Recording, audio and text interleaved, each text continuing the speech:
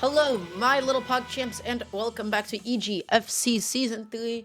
It's me, one of your two commentators for the evening. I'm Delamgo, alongside my lovely, incredible co-caster, Fang. Fan9S. How are you doing today, Sean? I'm doing Fan 9S-tastic right now.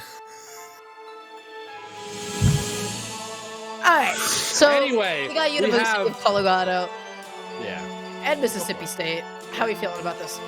Feeling good. These are two really good schools that have a lot of good reps. I remember Mississippi State was killing it last season. I casted them, and they have some stacked players that actually do a fair amount in the realm of like competitive Smash Bros as well. We've got Katsuji from Colorado versus Yosefu from Mississippi State, and man, this is one of the best Belmonts to do it right now. So if I'm Katsuji, I have to figure out some way to break space right now against this Belmont, because this matchup, from what I've heard that Richter and Simon have a pretty good time against Luigi.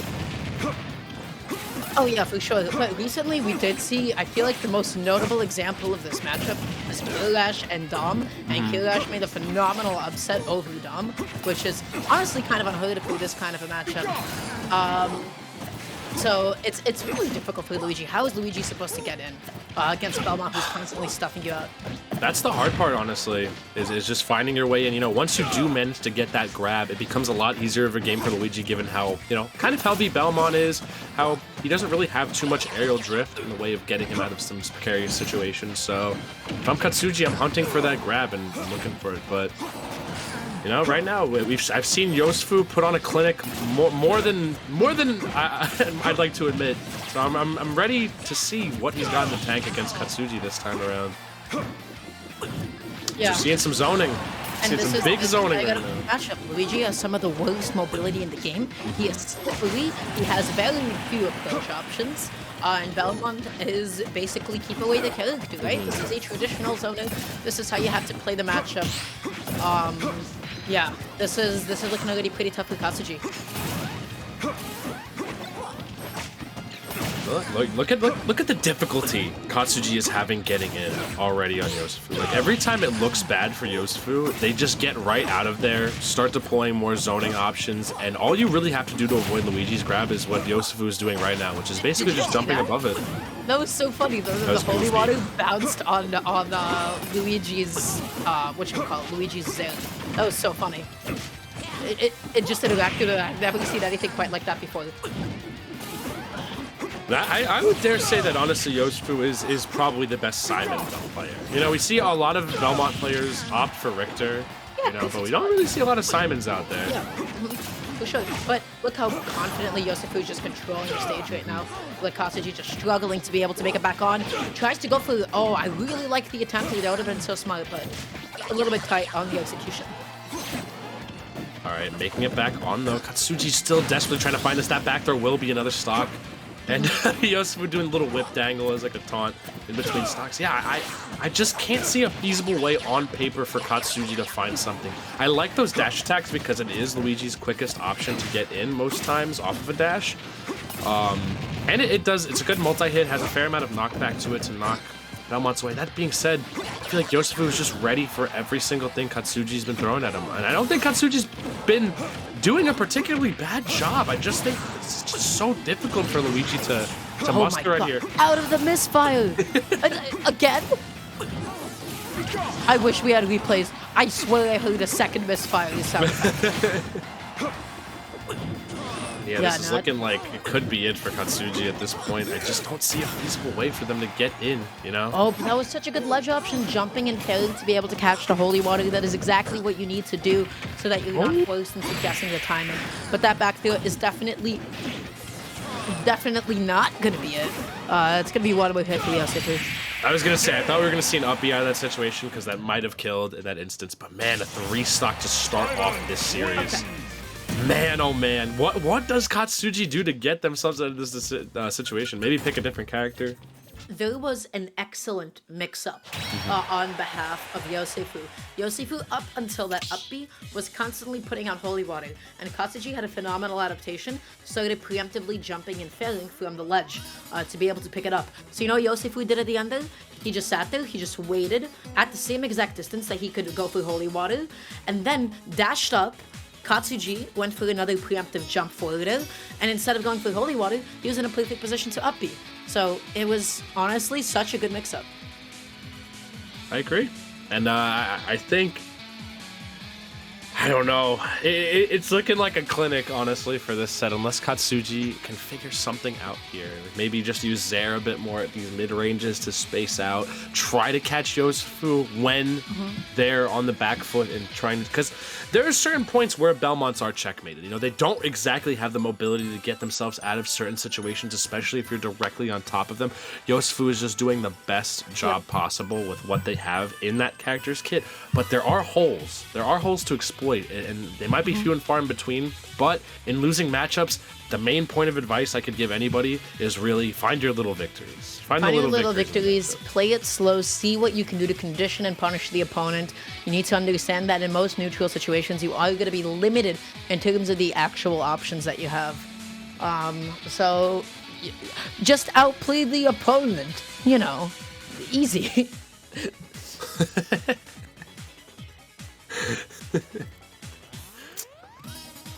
But yeah, so checking the captain's channel really quickly, it seems like they're going to be running it right back.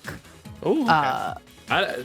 I mean, I want to see what only up from here if you get 3 stocked, honestly. Like, you only have upward to progress in that matchup against players like Yosefu. So, I don't know. We just got to see what Katsuji can really pull out. Maybe just stop the bleeding. I don't know. After that game 1, I feel like this set is dominantly going to go to Mississippi State, but who knows? Katsuji might have something in the tank. Maybe there's a little bit of adaptation left in this player. It's Belmont Luigi. I don't know. Even Yosefu is such a seasoned and talented player.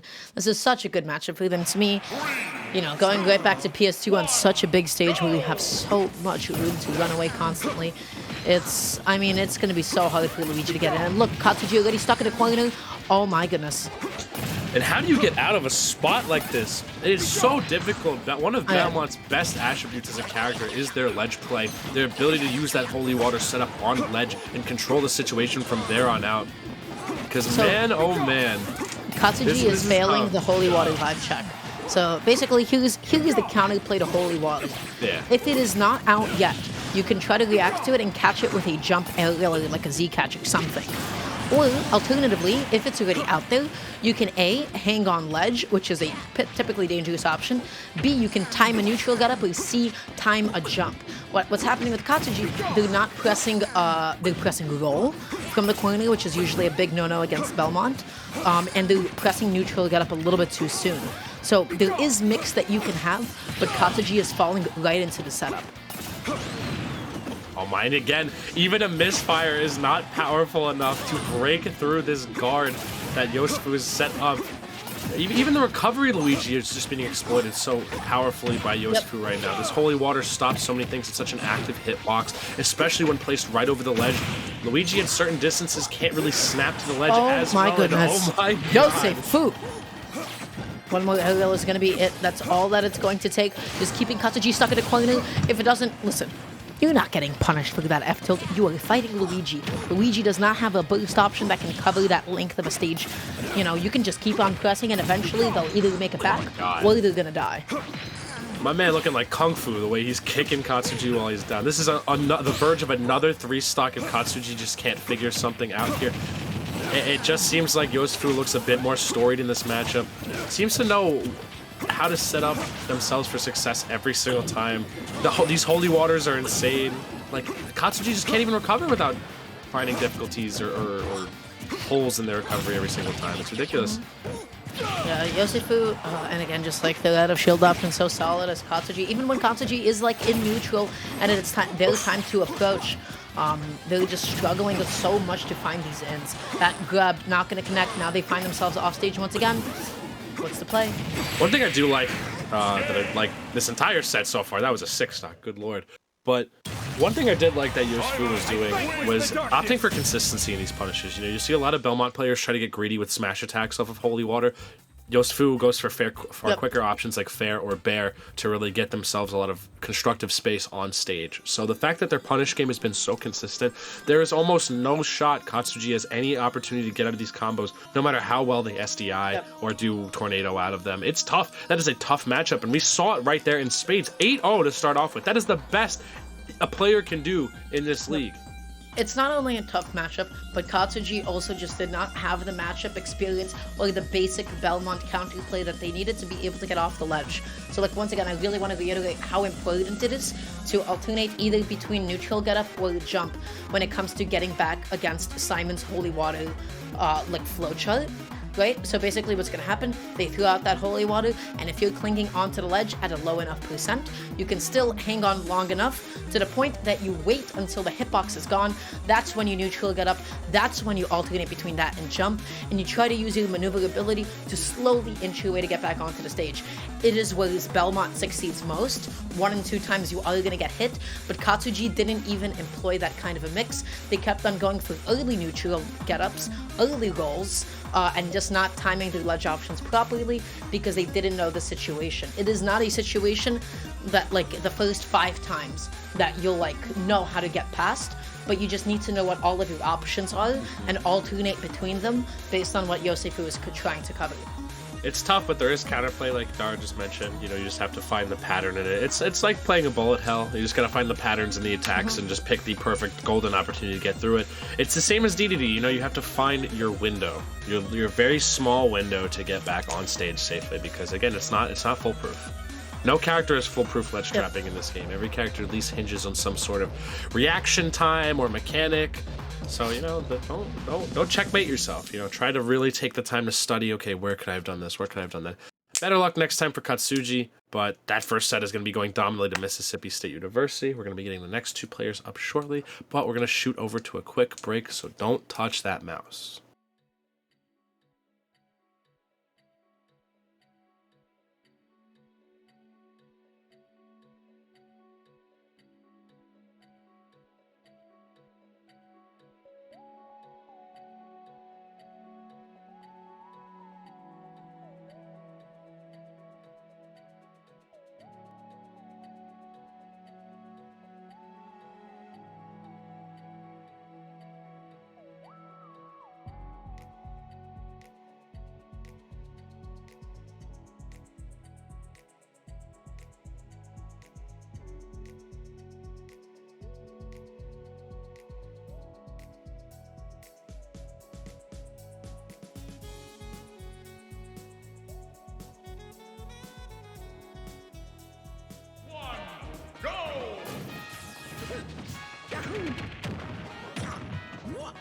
Oh wow, we're back in it already. So, welcome back to EGF Season 3, week number 2.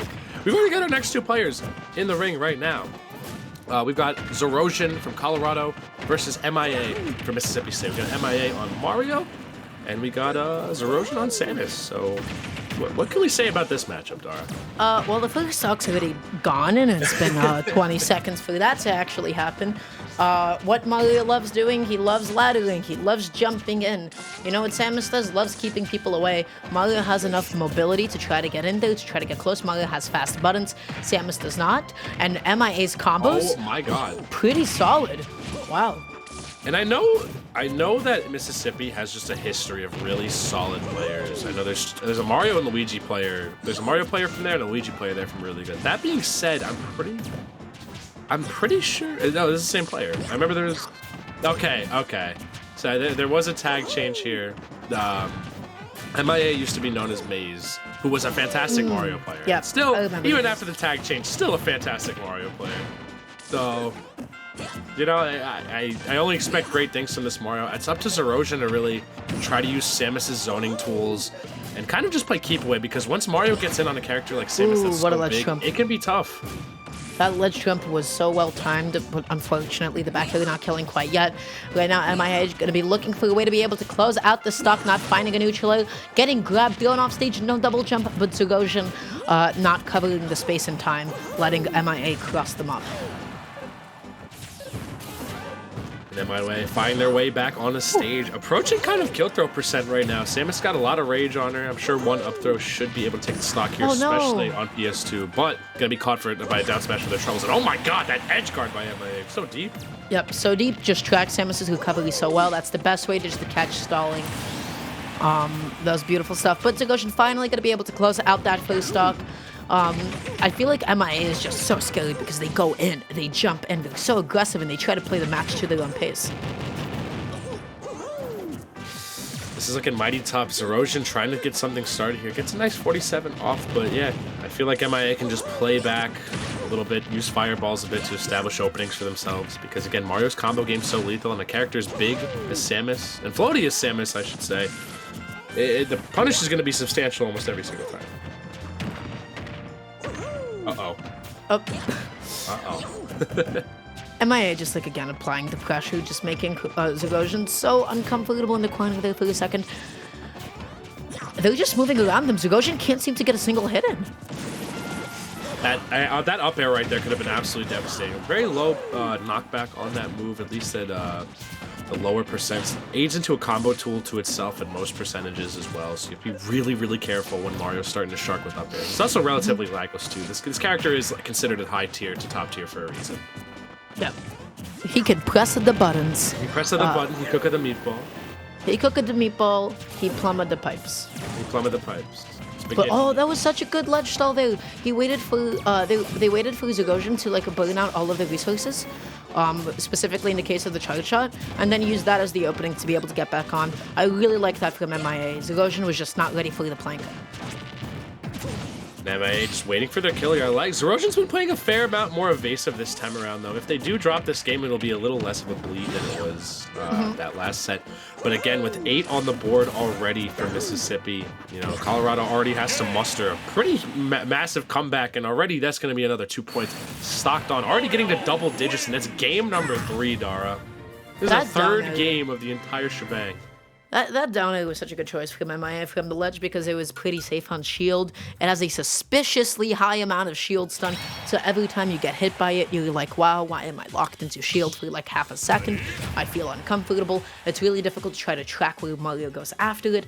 MIA is playing confidently, aggressively, and moving around Zagosian, but while we're giving all this credit to MIA, I wanted to say that Zagosian's ledge trapping was so solid. They know their flowchart super well when it comes to using down B and alternating with grabs and reacting in the right places. I really liked what we saw from Zagosian and their ledge trapping. I agree. I think they got a lot better as the game progressed. I'm sure this game, too, is going to be a little better for them at this point. You know, sometimes you just need to find your groove, your momentum. And it seemed like Zerosian was starting to mount the ever so slight glimmer of a comeback right there. So who knows? Maybe we'll see. MIA is a huge titan on Mississippi State University's roster to take down. So, and UConn, U of Colorado needs a point on the board here. They need something, because 10-0, that does not look good 3 games in. I gotta say. But yeah, going into the next game, I am trying to really think about what Zagosian could have done to make it like a little bit easier for themselves. It's hard. Mario jump-ins, he presses the button. They safe on the shield. Samus has what? Up B out of shield sometimes is spacing dependent. You know.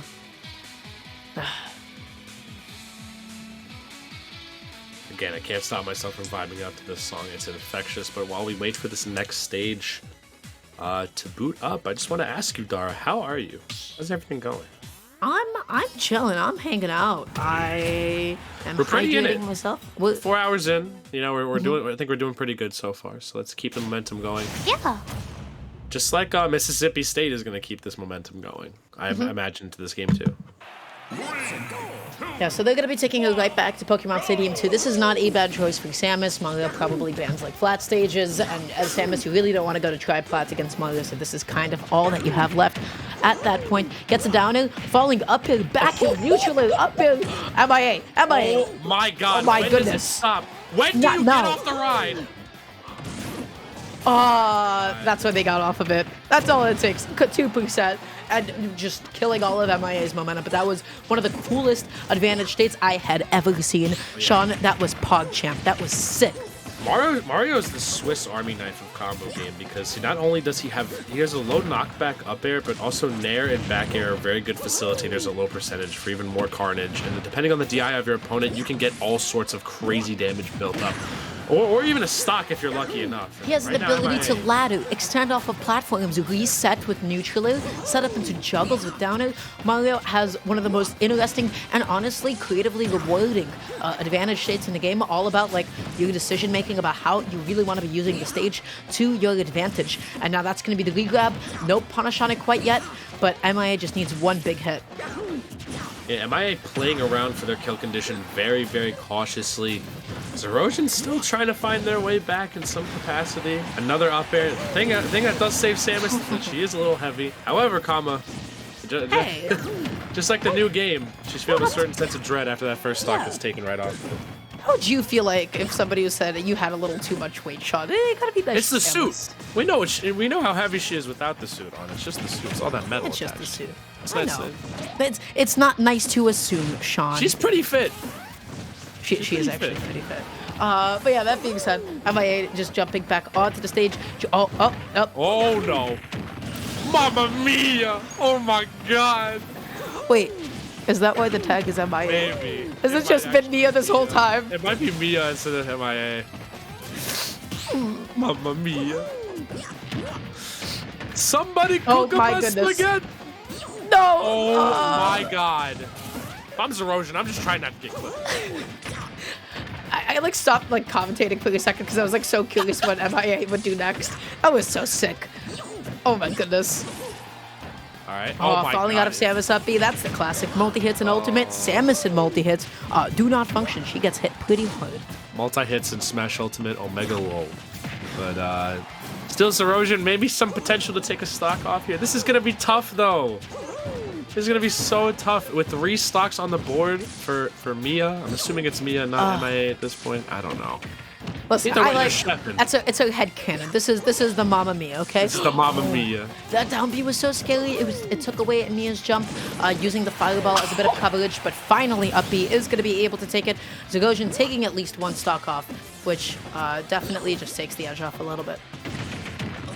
Alright, those Erosion getting something a little bit started here to 111 though. In climbing, it's looking fairly detrimental for them at this point. We could see a double 2 stock. A little bit of Italian came out in my commentary just now.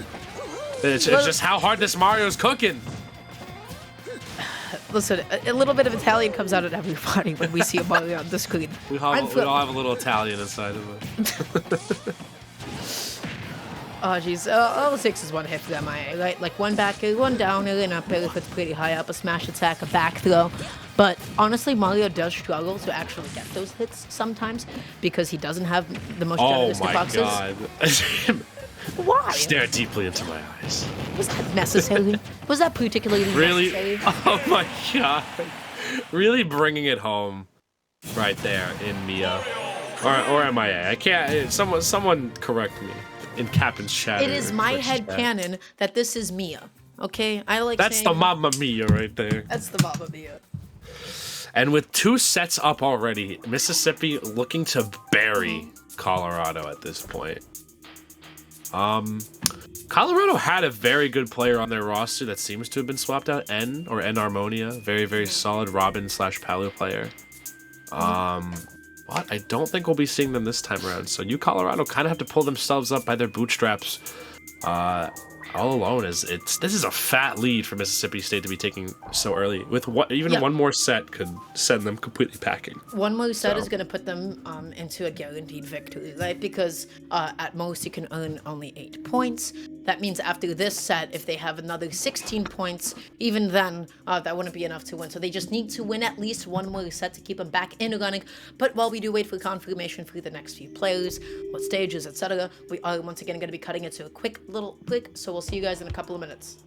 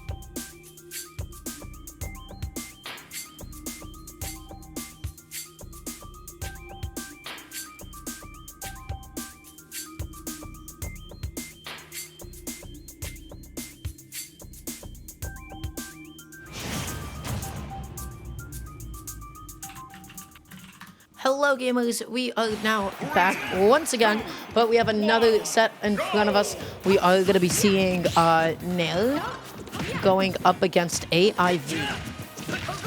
And I see a Wii Fit trainer on screen, so I know some crazy things are about to happen on screen. This character has so much damage output with deep breathing on, but Ike, also kind of a damage dealer himself.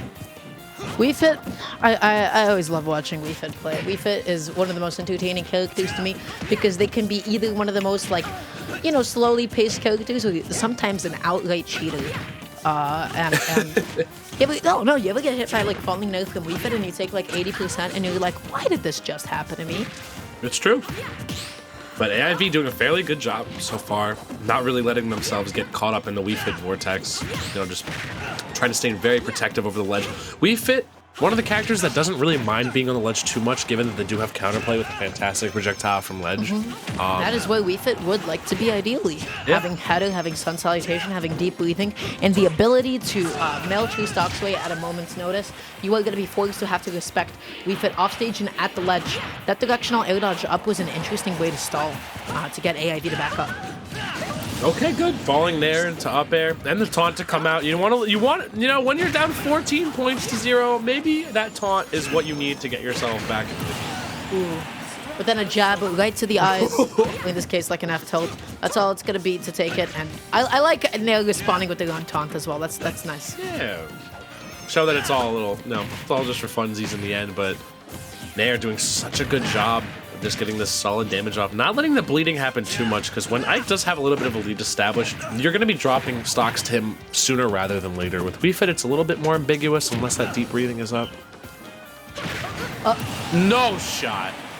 No shot. Same concept as Game & Watch. If you see a Wii Fit across the stage up to no good behavior, which is charging a smash attack, typically speaking, you want to respect it because they know, Wii Fits know that they want to cheat in that one instance, right? But wow, what a beautiful conversion from AIV down tilt into back air. The timing on that is super tight, but really good back air there to be able to close it out. Another taunt. Jeez, we're going in on this. Both these guys are extremely confident, but only one of them can win at this juncture. So far, Nair with deep breathing up on deck. Lots of power at their disposal for damage. I like how AIV is waiting it out just a little bit, though. Because while deep breathing is potent, it's not a, I guess, comeback mechanic that or stat boosting mechanic that stays for too long. Bueno just has to find a way to be able to get off of the ledge, has to find a way to be able to make it back onto the stage. Both of them are just keeping this so even right now. Oh my god, that could have gone so poorly.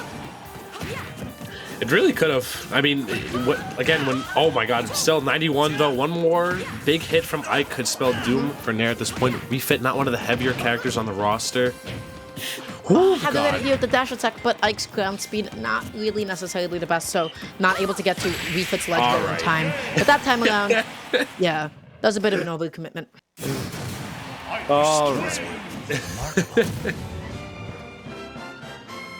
I mean, whatever works does it, you know? Sometimes an opponent gets like a little bit too antsy, they just end up whiffing like a really commando bottom with a lot of lag, like up smash. So the choice to go away from Nair before it was actually really smart. Wii Fit has one of the longest and most difficult to punish rolls in the game. And Ike does not really necessarily have the speed to cover it in time. So that was a really good decision there, but finally University of Colorado is going to be able to get a point for themselves. They also managed to get a point on board, which is like a huge, honestly. You have to break the ground somehow against Mississippi State. If they can take this set, it keeps them alive. If they lose this set, they're pretty much done for the entire series. Yep. So it's do or die time right now for AIV. He has to make sure he is not losing too many stocks. He also has to make sure he closes out this set because that is the only way Mississippi State is going to, or rather University of Colorado is going to claw back this victory. Because right now, that was a really close game. I feel like that could have also swung either way. Nair just got a little too antsy on the punish, but both these guys have been messing each other up on equal terms for the most part. Yeah, so going to Battlefield, I think this is an interesting stage choice. I feel like with this kind of a matchup, they'd both be kind of good anyway. I'm actually surprised why they did go to Battlefield. I feel like I could make more use out of platform extensions too. Ike has legitimate ladder combos on this stage. Like if he does Nair off the bottom to all the way up, like he has Nair elevator maneuvers. I think Battlefield gives a fair amount of more space for Nair to work with, though. So we'll see how they do here. Well, PS2 is gonna still be like a little bit longer, right? It is. It's the largest stage horizontally in the game, or of the legal stages, I should say. I guess just like hiding under the platforms is gonna be like a nice shield with the way that they're positioned for you now right now, but oh, just waiting, trying to get a tech chase a little bit too slow on the F smash, but I do like the attempt nonetheless. Okay, tried to space the F tilt for the neutral get up right there, but couldn't manage to catch the roll, but still.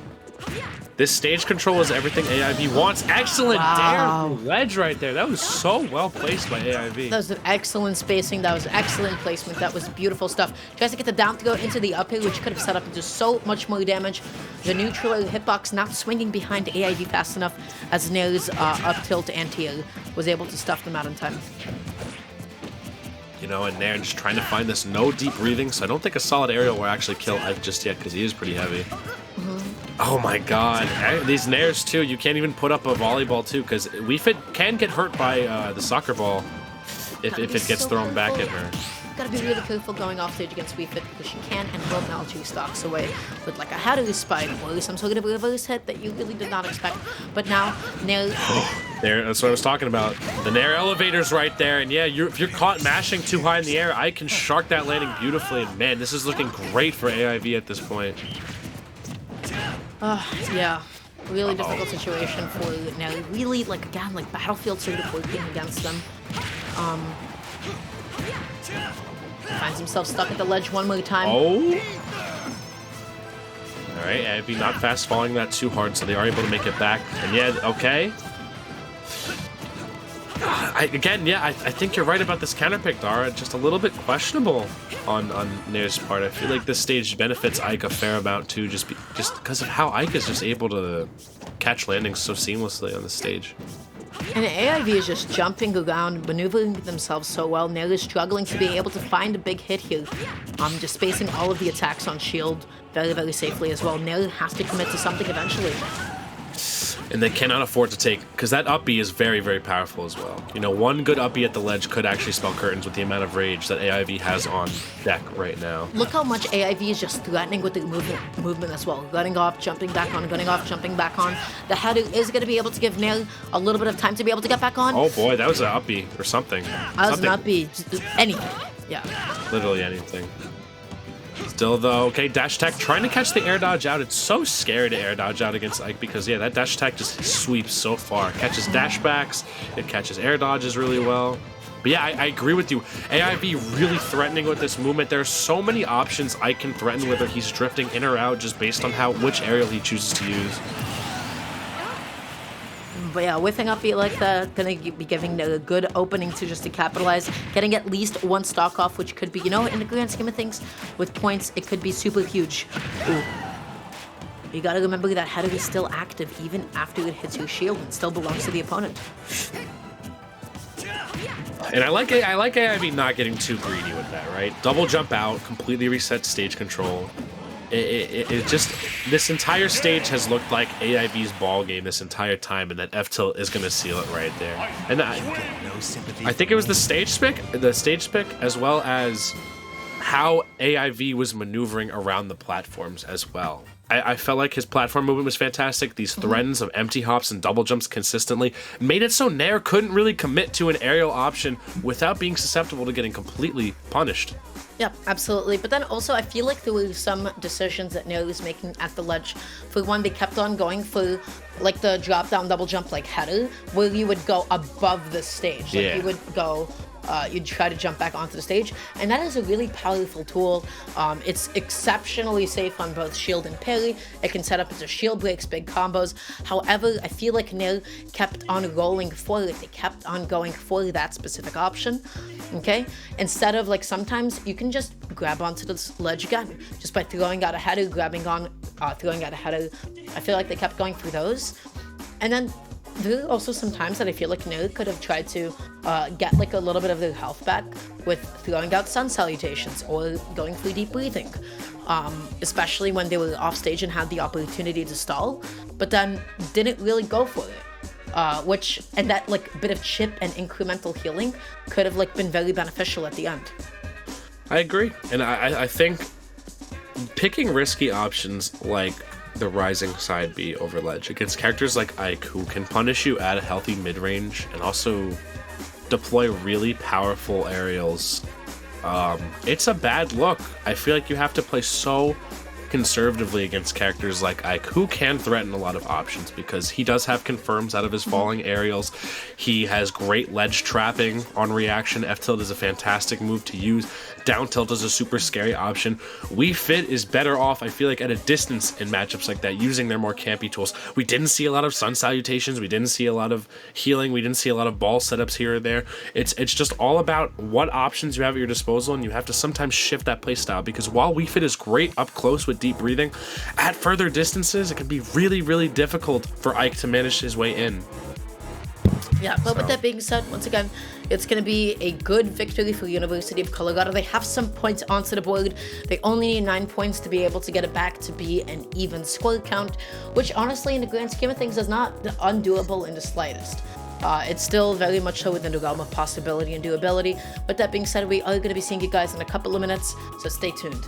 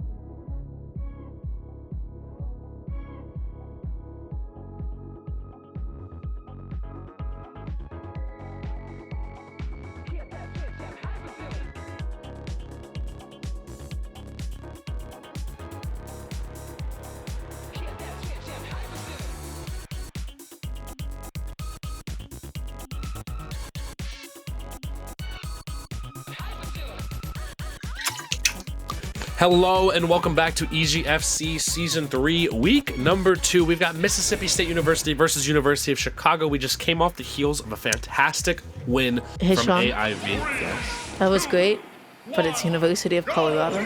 I'm going to cry. What did I say? Chicago? Wow. I was so confident too. Anyway, speaking of confident, we've got Slatty versus Connor Sanders. What a tag. For both of these guys, honestly. I like both these tags. Pokemon Trader. Whoa. Where is Yoshi going? There are a lot of water park tournaments recently, so Yoshi just wanted to know the fun. A little bit of water slide action. Yeah, he's having a good time with that. But yeah, Pokemon Trader Yoshi, I feel like this is one of those like matchups, like once again, where I feel like Squirtle is not going to be super reliable when it comes to putting on low percent combos on Yoshi. You got to keep everything super tight, but Ivysaur is going to be so big here. Slatty's doing such a good job right there of sharking these landings. Already got the Charizard back up and in business. And yeah, I agree. Switch to Squirtle at these points, because Squirtle is pretty much optimal for early percent play, I'd say, as Pokemon Trainer, given how the ground speed is really good. You've got guaranteed grab combos to fat damage.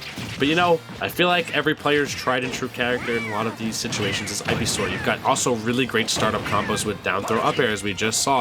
I think Ivysaur also does a great job of sharking landings on Yoshi as well, given that they have probably some of the more ranged moves at their disposal in Pokemon Trainer's arsenal.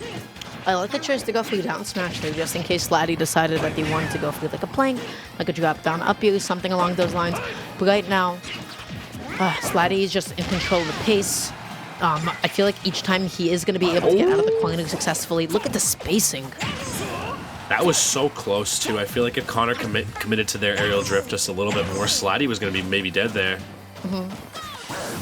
Now just jumping back a bit, sitting in shield, waiting for maybe Slatty to press on their shield a little bit unsafely, but that back hill is going to be able to do it. Finally closing that stock out, which honestly, I feel like Yoshi can easily make this damage back up. Down it, up it, yep.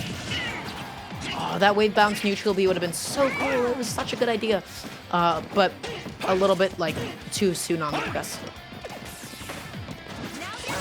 All right, now Connor trying to find their way in some capacity, but I actually love this switch to Charizard at this point, you know. Oh my god, what a dare. You don't usually see Yoshi getting dared too often. You know, eggs are usually used to make his recovery just a bit safer, but Slatty's positioning directly over the ledge really helped them to get that stock right off.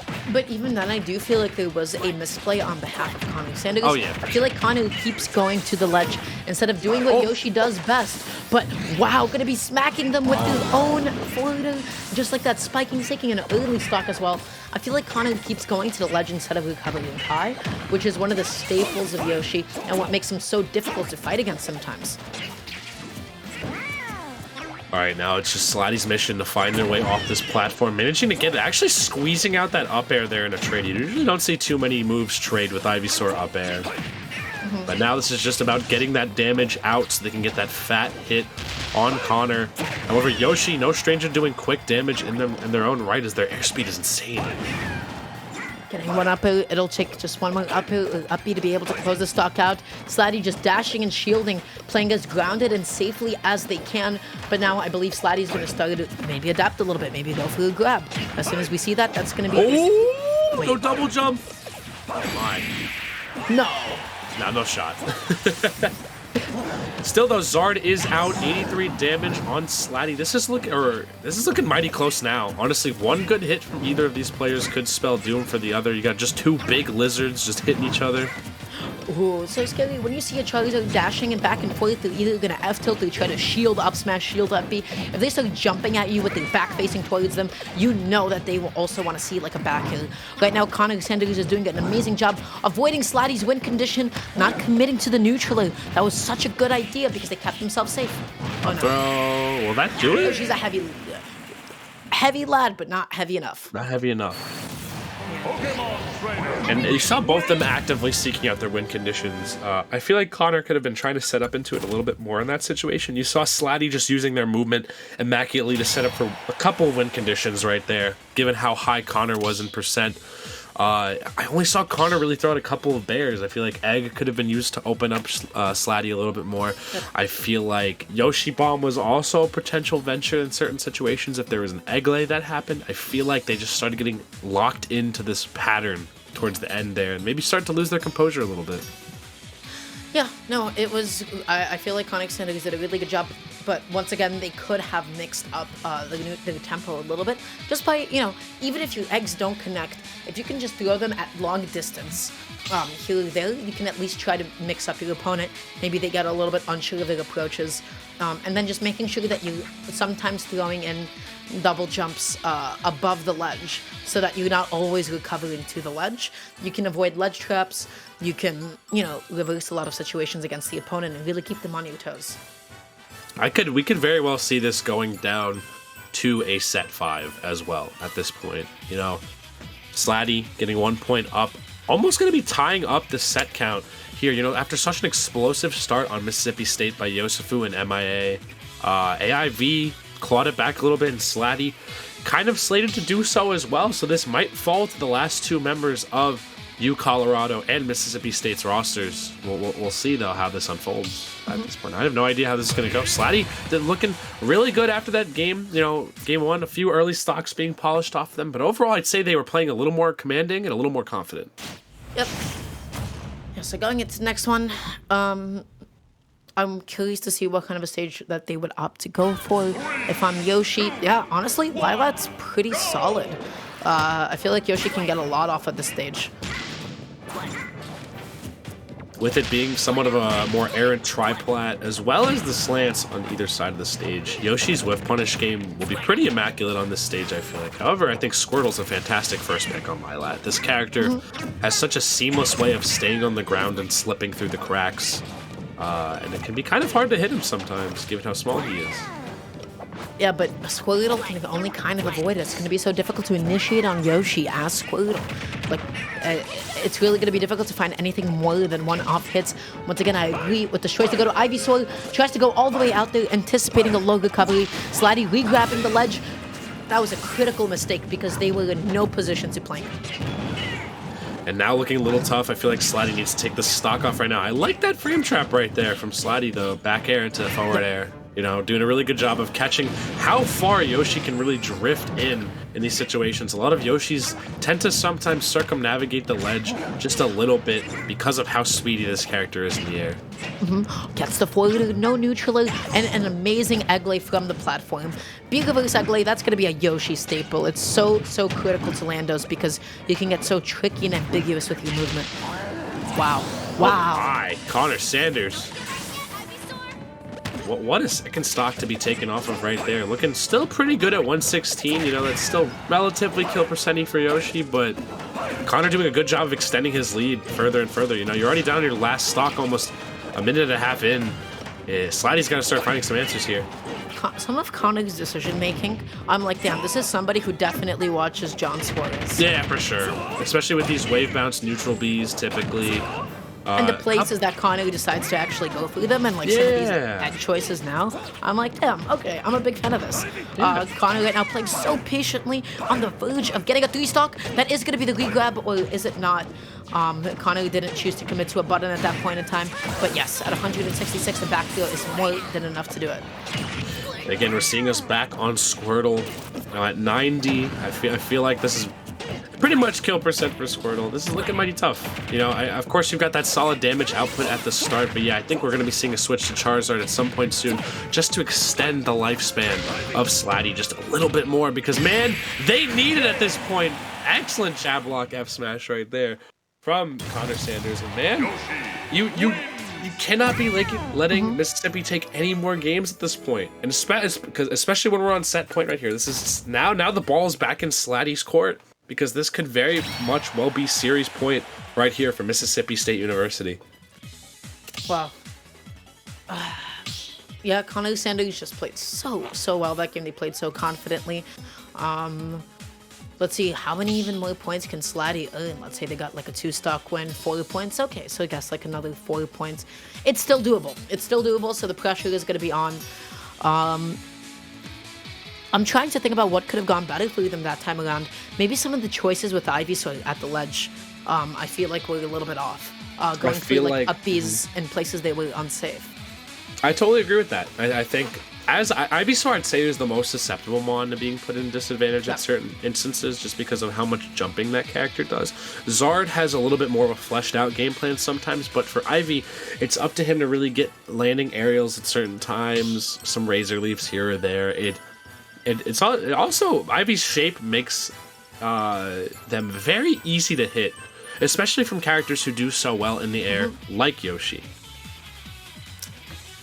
So yeah, going to the next one. Also, starting with Squirtle, I'm still going to hold this opinion. It is going to be a mistake against Yoshi. You can't get your down air loops. You're not going to be able to get anything really crazy off of platforms with up airs. It's going to be really difficult to initiate those. I would say primarily like Ivysaur and maybe a little bit of Charizard could go a long way. Right, game number 3 between these two. This is huge for Slatty at this point. University of Colorado needs to make sure they secure this W, or else Mississippi is going to run away with this set. Going to Smashville, I agree with this stage pick, Dara. How about you? It's small. I feel like it still kind of does okay for Yoshi. Yoshi doesn't necessarily always have like a bad stage for themselves. But one big up tilt neutral just to get Squirtle off stage. And now look at how good of a position Connor Sanders finds themselves in. You see, you can't get like too many out of there before like Yoshi just throws out like a neutral out of disadvantage. It's fast, covers his whole body. Yeah. Yeah, it's tough in these instances right here for Squirtle. And Squirtle's a pretty good boxer in their own right, but I do agree with the switch to Ivy at this point. Ivy also pretty good for this stage just due to the center platform. You know, a lot of surface area on it. Ivy Shark landing's really, really nice on it. That being said, though, Connor Sanders seems to have found the momentum in this set. This time, yeah, recovering a little bit high and using all of his air speed just to be able to fade back down. You always have to remember that the biggest weakness of Pokemon training, they do not have good air speed. And as a result, they cannot compete with Yoshi in the air. Look at this jab block. Tries to go for an F smash, but then Slatty just ends up getting pushed off just because of how big of a hurtbox Charizard is. And again, we're on another potential Three-stock situation here for Mississippi State. It just seems like these guys just find their groove, and they're so dominant a lot of the time. Already 67 on Slatty. I don't see a chance at victory here, honestly, just given how long Connor Sanders has been living. Connor Sanders knows Slatty's win condition as Charizard. They have been avoiding every up smash, every up B, every F tilt, every back air. Wow. Oh, God.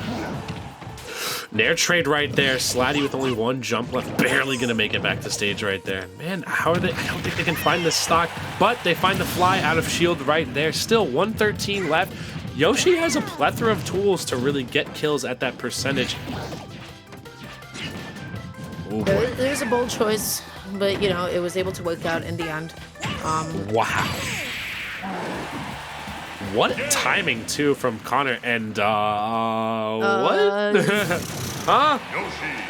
I don't think Slatty understood the situation. No, I don't think so Stuck either. an egg, you got an up smash hitting the egg, maybe you're not expecting a kill screen, maybe you let go of the controller because you're already dying. And with that being said, that is going to put Mississippi State University in an unattainable lead. So there is nothing that University of Colorado can do now except get points, which once again only mattered at the end of the season. I think Connor Sanders' adaptation was phenomenal. The advantage sheet was so strong, catching all of Slatty's jumps. It was just good, solid Yoshi play. I completely agree with that. Really found their groove midway through, you know. Looked like Slatty was having a little bit of a fat advantage to start off with, and then Connor started playing a little slower, a little more out of shield, and then let Slatty kind of dig their own grave in a lot of instances. I feel like there are a lot of unsafe plays on shield. Connor keeping a very healthy mid-range between him and whatever Pokemon he was fighting. But that is going to knock out Colorado's chances at making their way back through here. And I think we have the last set of this series coming up for us very, very shortly. And man, this was almost a pretty quick one at this point. We're at 8:50 right now. So we don't typically see these series going this quickly a lot of the time. And yeah. It's well, usually in it for the long call, but with that being said, we will be back in a couple of minutes. So we'll see you guys with the final set for this school. So stay tuned.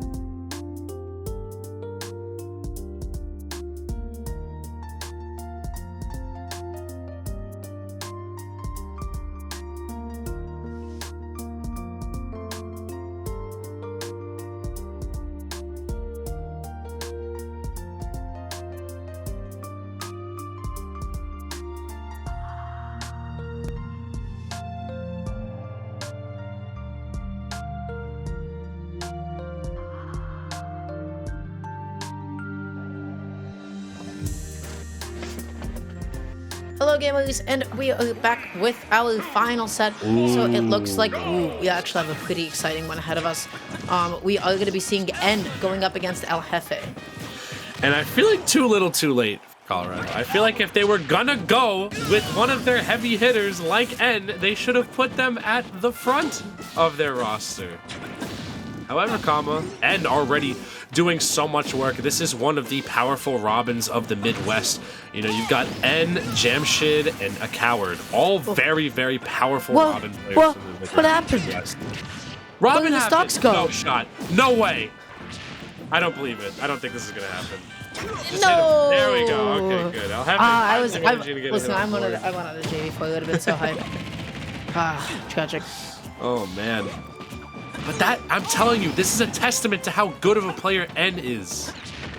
And it makes me scratch the back of my head and wonder, why didn't you send this player in earlier, Colorado? Did you not want the W? I feel like N really could have just set the pace a little bit sooner, but that's okay. Oh, that Arc Fire on your shield is nasty. And look at that conversion as N just has the time to be able to get it up here. How long was that game? How long did that last? That was about a minute. That was about a minute game. Wow.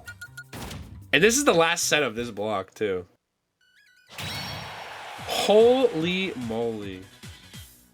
Colorado! What are you guys doing? That was El Jefe had no shot to breathe right there. That was ridiculous. And that was insane. Bro. And I don't. It was almost a JV play. That was. I don't know what else there is to say. That was N. Yeah. That was another day at work. Another day on the job. Definitely a sheesh from me. Because goddamn, that was absolutely ridiculous. What? No, we are going to be running right back into it. Or this game number 2. We're seeing Game & Watch come out from El Jefe at this point. Honestly, that's a better character pick, I'd say. Potentially? I don't know. I think Falcon does fairly good against Robin too, but I think Game & Watch probably does even better. So... any thoughts, Tara? Any thoughts? Yeah, no, Bucket is big. You can, your shield is going to be a little bit more difficult to hit here. El Jefe finally finding a neutral, able to get a couple, not able to find an uphill afterwards, though. And now, yep, you got Arc Fires at the ledge. Game & Watch has to find a way to be able to make it back. These buckets are so smart. But after a certain point, you cannot bucket. Once that bucket is filled, N doesn't really have to worry about it getting any fuller. And if they keep a healthy mid-range or distance against El Jefe, there's really no shot that bucket is going to hit them. I believe Game & Watch... Active. Does Game & Watch keep bucket in between stocks in this game? I always forget. Yes. It keeps bucket, but it's still a concept of like use it or lose it. You need bucket. It's less important to have it filled than it is to just be able to use it as a way to defend yourself against energy projectiles. So if I was El Jefe, I would be like, okay, I have this, I need to dump this out as soon as possible so that I can continue keeping myself safe. Better to have utility and use it than die with it, I feel like most of the time. That's just a mantra for most video games in general, and I think Smash is definitely a game where resources are awfully precious, and you need to use them. That being said, though... multi-hit Arc Fire bucket. That's going to be so weak. Anytime it's a multi-hit projectile, it's barely going to fill it out. Because it only captures one hit of the multi-hit. It's not a full concentrated burst. Like moves like PK Thunder are a little bit better to absorb, at least the full hit of it. But if you're just getting the multi-hits of projectiles, you're really not going to be able to do a lot with that. But hey, you know what? El Jefe this time around is going to be able to get a stock for themselves. At 96%, just needs to find a way to get off of this ledge. Rolling past it, that was really, really good timing. Yeah, we saw that Thoron come out right there. Not going to hit. It seems like El Jefe's character swap is definitely working out a little bit more in their favor at this point. Mississippi, again, has no real shot of losing this series. This is more so just for how many points can we make up and pad out so the lead doesn't look that bad. And wow, amazing ledge trapping from N one more time. This time just like going for the jump lead as a bit of a mix-up. It's tough, too, because there hasn't been really much room for El Jefe to burn N's resources in terms of recovery. L-Wind is a very precious resource for Robin to make it back. Even that is finite in certain instances, but when you never really have to commit to using it, it's not really a big worry for N at this point. That'll be stock, though. Okay, yeah. Okay. El Jefe able to take it to the last stock, at least on the verge of an amazing comeback, but beautiful double jump up air and just to be able to extend off that just one hit. Now look at the position that El Jefe is stuck in again.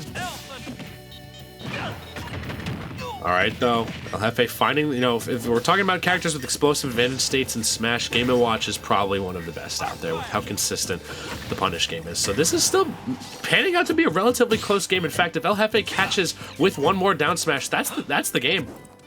That'll be the stock and the game at that point. And right now, El Jefe is just looking for the big hit and F tilt to down smash. Either one of those can set up into a kill at this point. Being just waiting out the throw on because that's how N kept on choosing to ledge trap. But then always got to remember that Robin's down smash always hits behind them, and it also has a multi-hit. Because why not?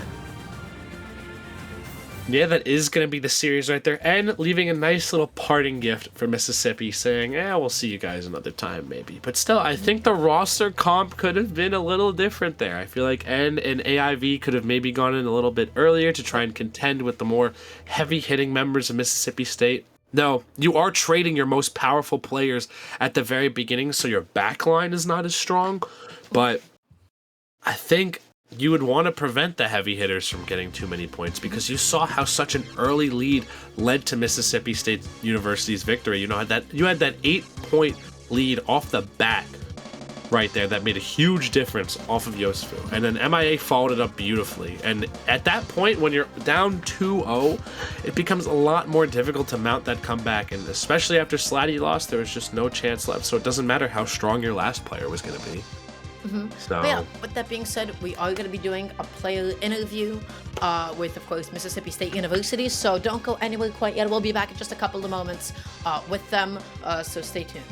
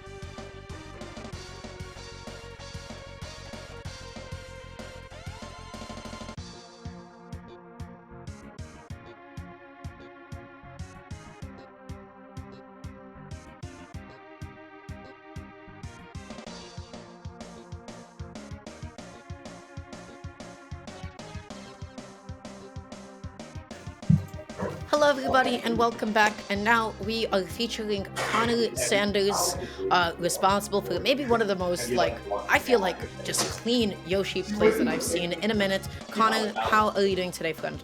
I'm doing really good. Thank you guys for having me on. Hell yeah. There was something I wanted to ask you. There's something when I was watching your set, and it kind of reminded me of some other Yoshis. Do you feel are there any other Yoshi players that you feel you take inspiration from, or any ones that you just really look for when it comes to approaching this game? So I've definitely I'm pretty sure every Yoshi has, but I've DM'd Suarez before to ask questions. But I think the biggest inspiration that I have, one of the best players in our state, his name is Key. He plays Yoshi, and I've definitely watched a lot of his videos, and I'm able to ask him questions when I have them, and so it makes it really easy to get that information when I need it, because he's is good at explaining situations, and that's made it really easy to kind of adapt his patience into my own gameplay. The reason I bring that up, this is just more so of an observation, less of a question. The way that you were using reverse neutral B from platforms, I'm that looks like something Suarez. We've seen that guy before. We've seen this type of Yoshi player before, somewhere around our parts. But you guys are really a representation of not only your school, but also Mississippi as a whole. I know several of your roster is on the Mississippi Power Rankings, so you guys are representing your entire state out here. So that's pretty impressive. Yeah, no, it's really great. We just have done such a good job at fostering a competitive environment, which has helped so many of our players kind of be able to grow to a certain level. Not only that, but a lot of our players just kind of come in good, which is really nice. It's pretty common for a lot of the players in our state to go to college in state, which has made it really easy to help keep homegrown talent within the boundaries of Mississippi. It's pretty sick. I mean, it's always nice to have a good player show up at your doorstep, and you're well, you're on the team. You're going to be getting them. But yeah, so for the rest of the season, are there any other schools that you're like kind of worried about? Any like specific players? So yeah, the two biggest schools that we're like always kind of like keeping our eye out on are William and Mary and DePaul. Obviously, we played DePaul last year, and William and Mary was like right there. I think they actually lost to DePaul to get to Grands. And so we know those schools are really good, and so whenever we have to play them, we always make sure we have our best players available. We have a really big roster because we want to be able to give a lot of our newer players the opportunity to compete in something like this.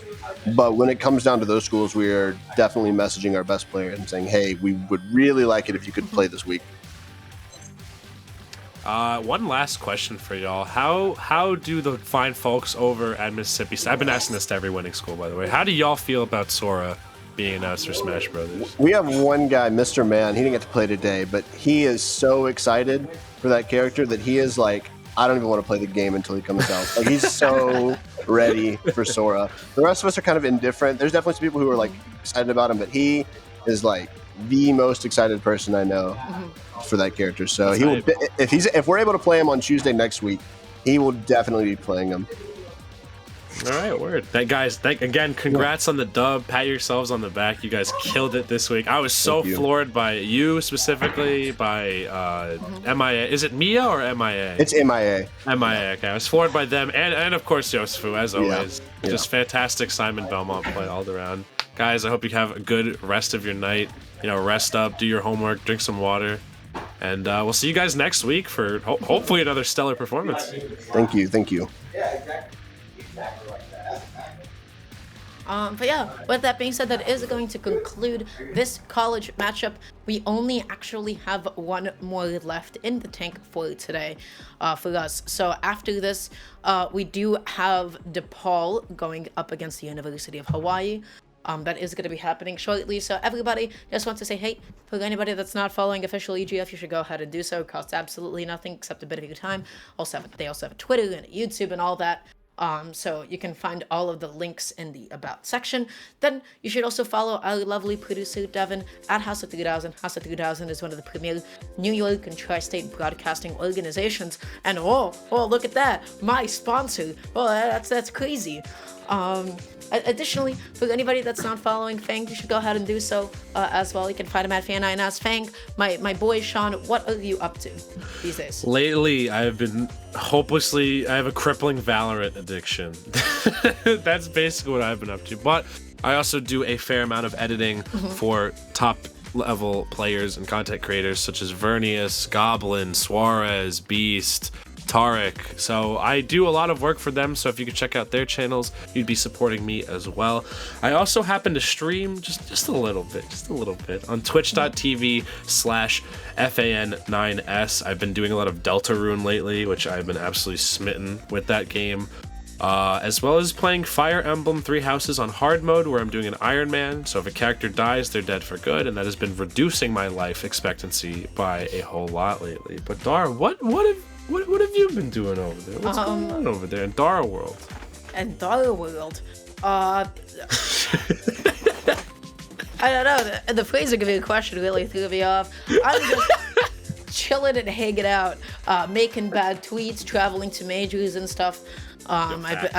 We've had like the privilege of being able to commentate some amazing events recently together, which has honestly been it's been a blessing. Yeah. It's been a blast. So you can catch me on Twitter.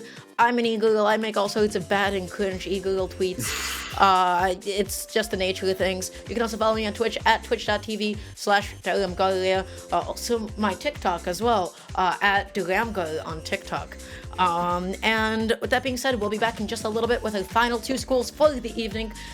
We hope everybody hangs tight, or if anybody has to go, I hope y'all have a lovely evening. Keep hydrated, and we'll see you in a bit.